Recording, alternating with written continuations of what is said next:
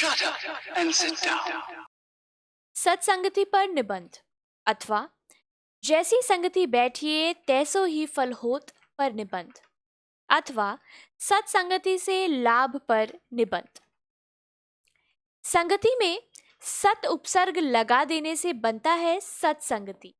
सत अर्थात अच्छा और संगति अर्थात मेलजोल। अतः सत्संगति से अभिप्राय हुआ अच्छे लोगों से मेलजोल। अच्छे लोगों की संगति से मनुष्य अच्छे अच्छे गुण सीखता है। वस्तुतः अपने से अधिक गुणी, विद्वान, बुद्धिमान और योग्य व्यक्ति के साथ को ही सत्संगति कहा जाता है। इसके विपरीत अधम, मूर्ख, कायर, अयोग्य व्यक्ति की संगति कुसंगति कहलाती है। सत्संगति कल्पतरु के समान समस्त इच्छाओं को पूर्ण करने वाली है। सत्संगति ऐसी बाहों के समान है जो मनुष्य को थामकर उत्तरोत्तर विकास की ओर अग्रसर करती है।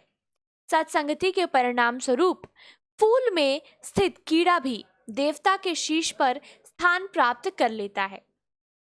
छोटी नदी बड़ी नदी के सहयोग से समुद्र में पहुंच जाती है। फूल की संगति से मिट्टी में भी सुगंध आ जाती है। स्वाति नक्षत्र की एक बूंद सीप के मुंह में पड़कर मोती बन जाती है। ये सब सत्संगति के ही तो प्रभाव है। सत्संगति मानव के लिए वरदान है, पूर्व जन्मों के कर्मों का फल है, जीवन की सार्थकता का उपाय है। संस्कृति में सत्संगति के महत्व को के विषय में बताया गया है। सत्संगति मनुष्य की बुद्धि की मूर्खता को दूर करती है, वाणी में सत्य की स्थापना करती है, सम्मान को बढ़ाती है, पापों को नष्ट करती है, मन को प्रसन्न करती है तथा सभी ओर यश फैलाती है।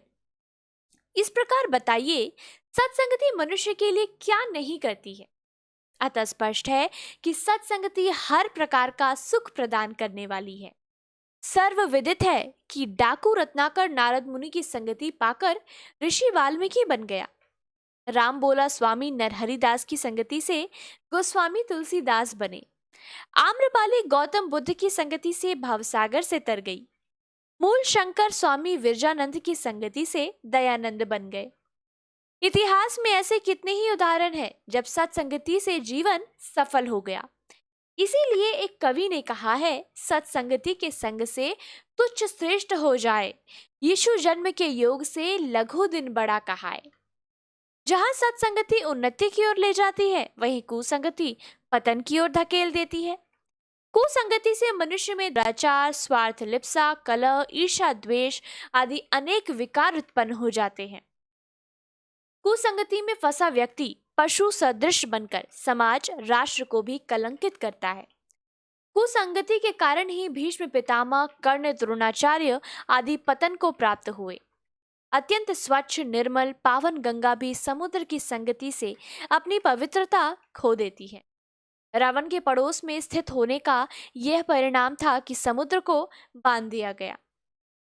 निसंदेह संगति अपना असर अवश्य डालती है। अब वह व्यक्ति की अपनी इच्छा पर निर्भर करता है कि सत्संगति करता है या कुसंगति। विद्यार्थी जीवन में संगति विशेष महत्व रखती है।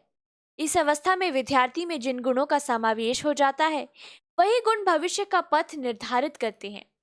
संगति करने से पूर्व विद्यार्थी को सोच विचार कर लेना चाहिए।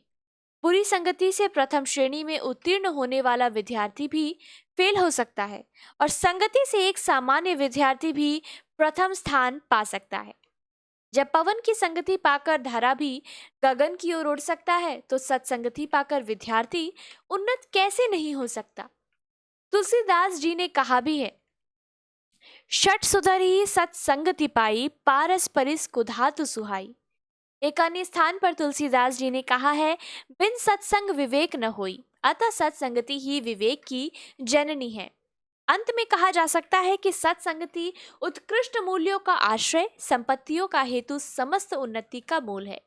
यह ऐसा प्रकाश स्तंभ है जो अपने इर्द गिर्द समस्त वातावरण को आलोकित कर देता है।